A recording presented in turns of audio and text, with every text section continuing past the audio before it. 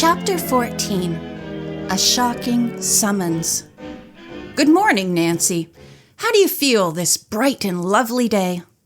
Carson Drew greeted his daughter at the breakfast table next morning with even more than usual good cheer, but there was an anxious light in his eyes as he scanned Nancy's face. Good morning. I'm feeling fine. Why shouldn't I? Nancy tried to make her smile appear its brightest as she seated herself at the table and poured her father's coffee. Her own pot of cocoa steamed at her plate, and the cool, bright sunshine that came through the broad windows seemed to be caught up and confined in the fragile glass of chilled orange juice before her. Did you sleep well? Mr. Drew continued. Of course I did, Nancy replied. Oh, good morning, Hannah. No, I don't think I'll have cereal this morning. And no egg, please. Just some toast. What's happened to your appetite? Hannah asked. Nothing at all is the matter with me, Nancy smiled. Perhaps it is the heat. With a shake of her head and a murmured something about a dose of castor oil and a hot mustard foot bath, Hannah left the room. Carson Drew, regarding his daughter quizzically over his plate, ate his breakfast thoughtfully. Nancy took practically nothing at all.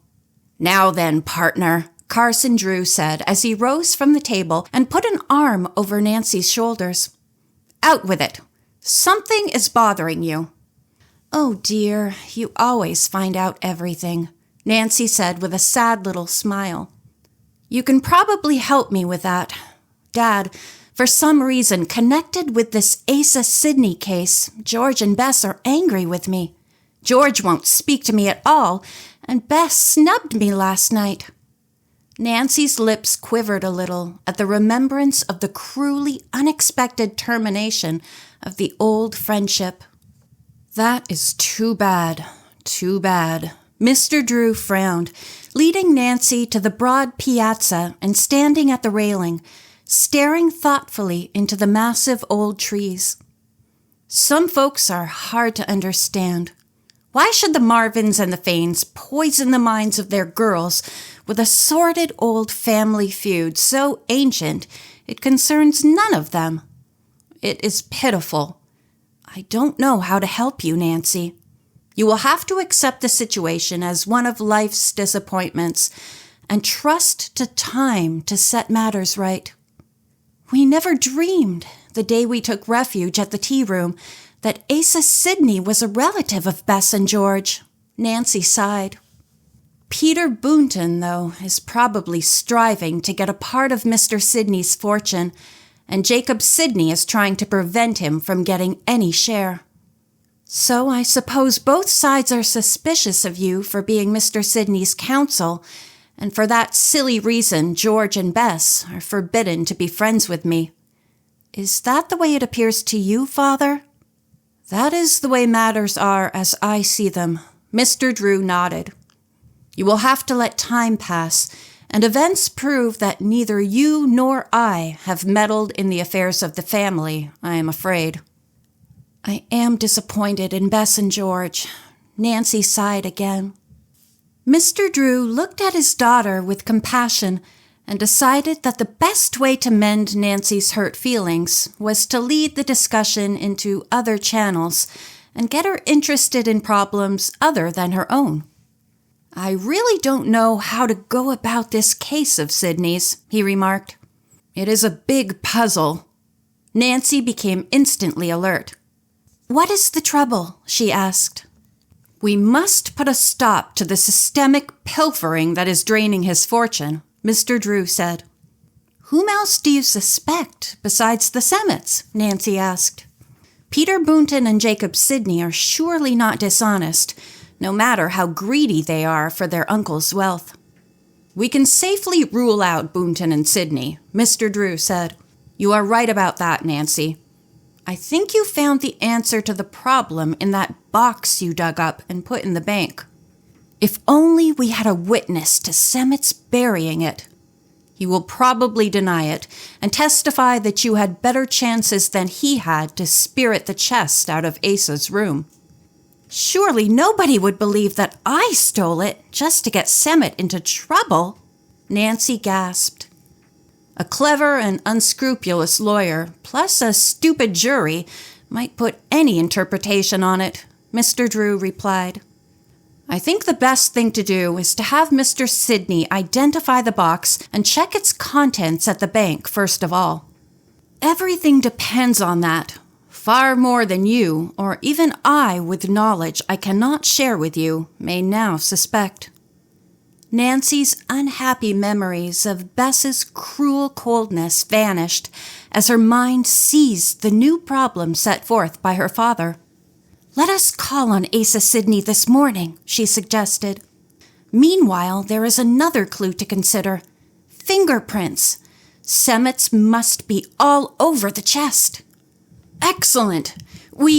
But there's the phone, Mr. Drew exclaimed.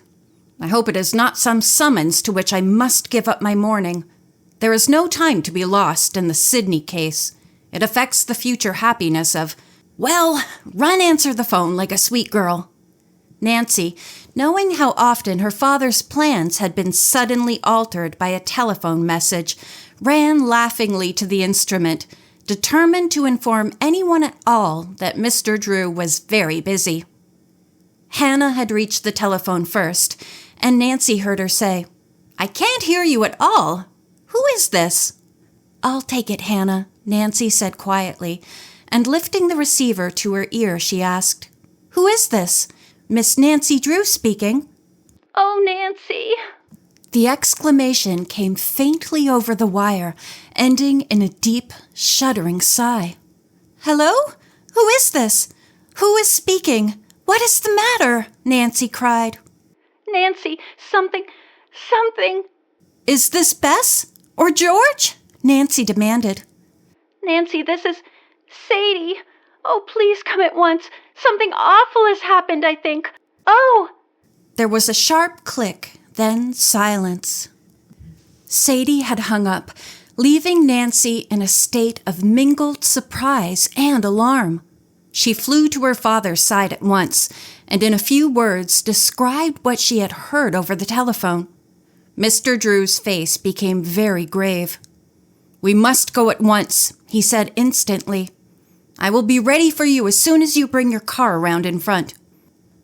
A few moments later, Nancy and her father were speeding along the now familiar road to the Twisted Candles at a rate of speed very close to the limit allowed by law.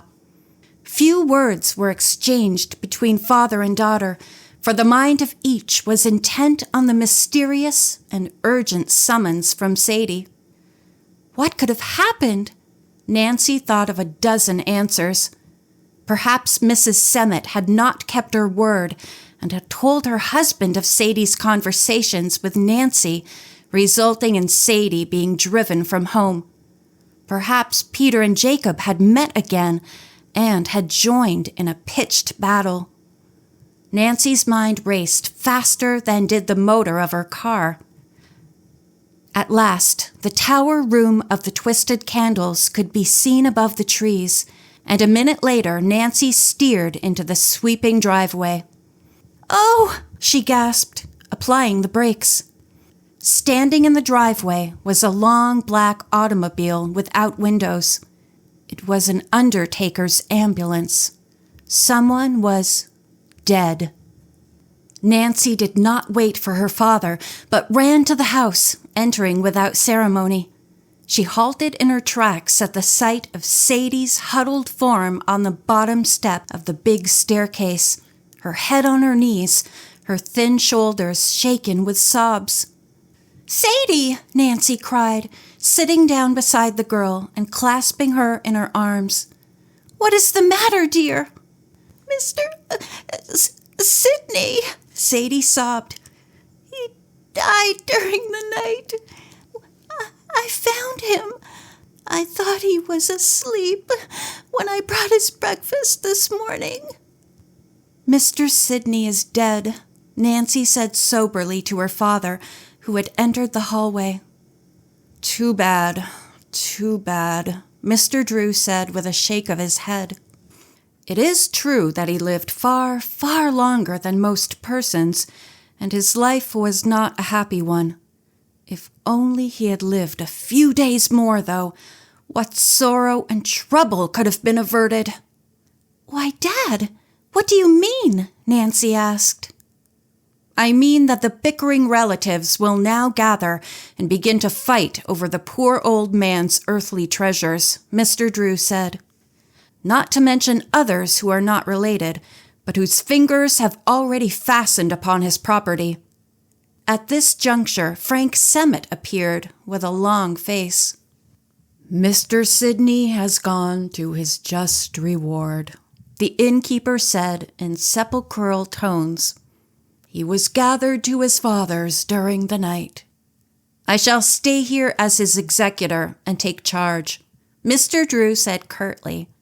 "Who asked you to butt in?" Semmet snapped, dropping his assumed sorrow. "There's nothing to be done. We have the funeral arranged, and we'll even pay for it out of our own pockets."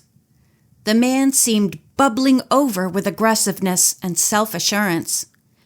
Asa Sidney's death seemed to have added immeasurably to Semmet's courage and offensiveness.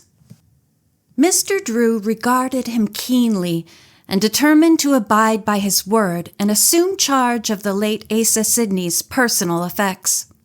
Soon the Sidneys and the Boontons would be gathering, fighting openly now for the fortune. Between them and justice stood only himself and Nancy. And yet, Carson Drew mused, if I had my pick of anybody in the state to stand by me, I don't think I would choose any other helpmate than Nancy. End of chapter 14.